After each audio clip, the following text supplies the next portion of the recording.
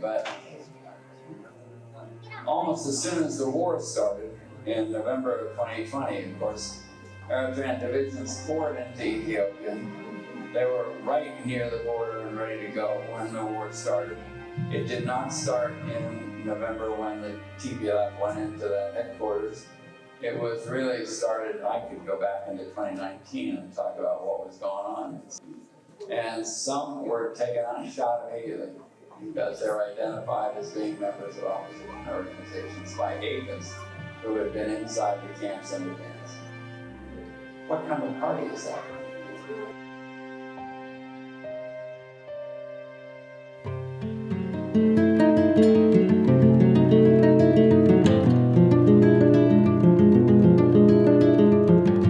Dan Conell ኣብ ኤርትራ ተኪሩ ናይ ነዊሕ ዓመታት መጽናዕታውን ጋዜጠኛውን ስራሓት ዘካየደ ኣሜሪካዊ ዜጋ እዩ።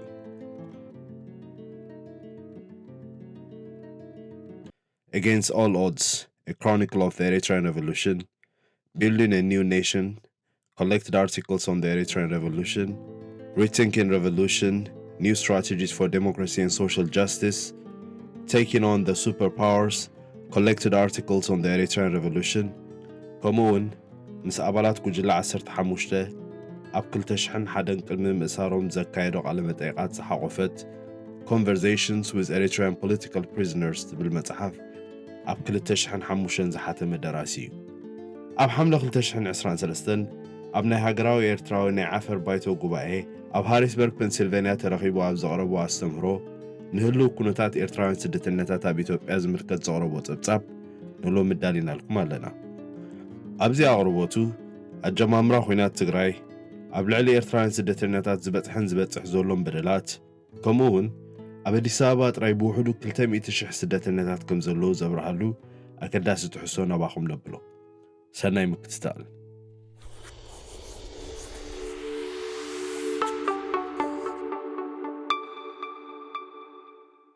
After the peace was declared, as I mentioned, took off. Instead of people returning, 15,000 left in the first month alone. They were backed up through the summer months, and they left. Why? Because they could, because the border was not guarded. And if they had the choice, they wanted to get out. What finally slowed this was the decision in early 2020 to change the recognition of Eritreans coming into Ethiopia from prima facie refugees to a very limited set of criteria that cut most of the people out, and they were not getting recognized as refugees. That came after Isaias and Abiy had a meeting in Asmara in early January, and I believe that that was a condition that Isaias laid on Abiy for continuing the process of negotiating over other issues. They were talking about trade and access to Assad at the time. But it was the beginning of what I would say was the war situation. It really signaled that Isaias wanted to clear the border of Eritreans, clear the border of opposition groups that were up there in advance of the war that did come practically a year and 3/4 later. But it was a step-by-step process. The guy is a strategist. He is a long-term player. He is always thinking ahead several moves. So when he does something like this, there's a reason. He wanted the refugee camps closed, and at first the government announced they were going to close his house, and then there was resistance and they didn't right away. But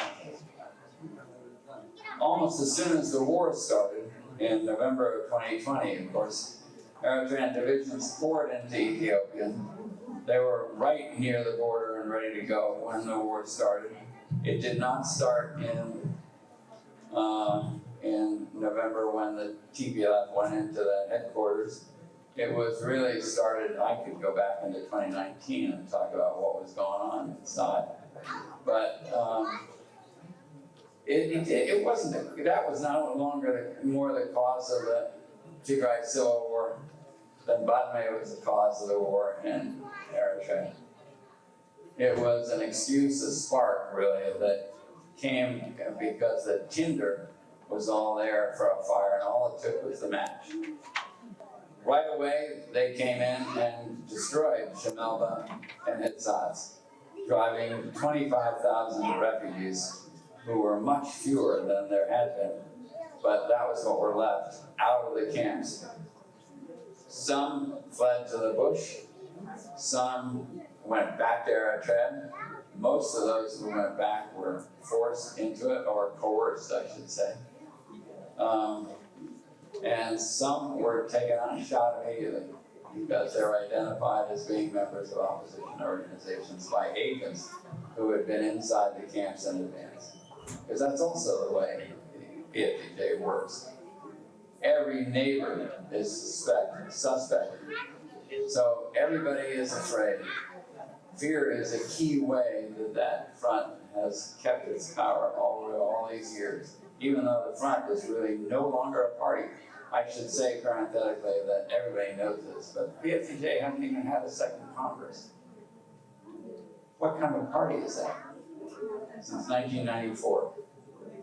Yeah, so there were two more camps, of course. My Aini and Adi Haruch in my Zemre district, which are now occupied by the Amhara, who are ethnically cleansing that whole area and claiming that as their own as well. So there are basically no more, or very few, recognized refugees in Tigray, but there are quite a few Eritreans. They're just not officially counted. There are 4,000 who organized themselves into a group in Makale. They're calling Mahabra Salam, the community of peace. But there are many more than that as well who are up there. They're just keeping their heads down now. Okay, next.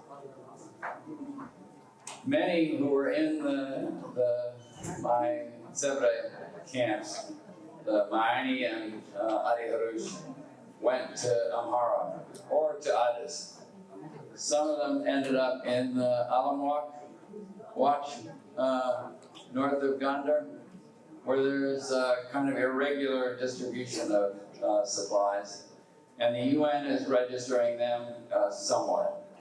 Their latest count, I think, is 23,000. It says 22 there, but that's a vast undercount. So the numbers are no longer really much good for anything. I think it was Warren who was saying that in Afar and Djibouti, the numbers were way off of the refugees. The Eritreans and Addis, I'm told there are over 200,000 there. There are at least 200,000 Eritreans and Addis. And that came from a census they did about 6 months or a year ago of Addis to see who was where. And everybody is supposed to register in it. A lot of people didn't. So that the numbers still don't tell you the story. But among those who did, there were 200,000 Eritreans. So it's at least that high. It's probably 200 or 400. The refugees in Addis are, of course, being deported by the hundreds. They started rounding up mostly Tigrinya speakers, but also other highlanders about 6 weeks ago in Addis. And they've been putting them on buses and taking them to Assad. And that is my website. If you want more information, I have links to my books,